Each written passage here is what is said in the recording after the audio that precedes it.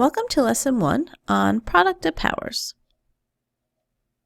Here we'll be developing a rule for the product of powers. So we'll expand the following to determine a pattern when multiplying powers with the same base. Number 1, we have 2 cubed times 2 squared. So expanding this out, we see that 2 cubed means we have 2 multiplied by itself 3 times. And then that's multiplied by 2 squared, which means we have 2 multiplied by itself twice. Now altogether, we have 1, 2, 3, 4, 5 2's. So I can write this as 2 to the power of 5. Now for number 2, I got 3 to the 4 times 3 to the 2. So 3 to the 4 means I have 3 multiplied by itself 4 times. And then 3 to the 2 means I have 3 multiplied by itself twice. Now the number of 3's we have here is 6. So that means we can write this as 3 to the power of 6. Now we'll do number 3 and then see if we can establish a pattern here. 10 to the 5 means I have 5 10's. And then that's multiplied by 10 to the 4, which means I have 4 10's. Now altogether, I have 9 10's. So this is the same as 10 to the power of 9. Now what do we notice here? If I look at the expression I started with, which was the product of 2 different powers, I ended up with a single power. I notice that the number of 2's I have is the same as the sum of the exponents.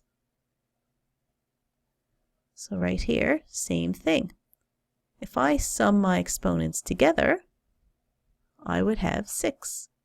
4 plus 2 is 6. And if I sum these together, I would have 9. So 5 plus 4 is 9. So what I notice here is that the number of bases is equal to the sum of the exponents. So let's make that note now. The number of bases is equal to the sum of the exponents.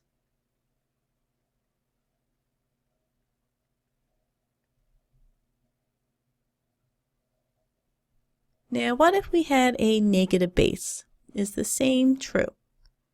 Well, if I have negative 5 to the power 4, I have to multiply negative 5 by itself 4 times. And then that's multiplied by negative 5 to the 3, which means I multiply negative 5 by itself 3 times. Now, if I add up the number of 5's I have here, negative 5's, you'll see that you have 7 of them, which is the sum of 4 plus 3. So what about negative bases? It's the same conclusion. We add the exponents.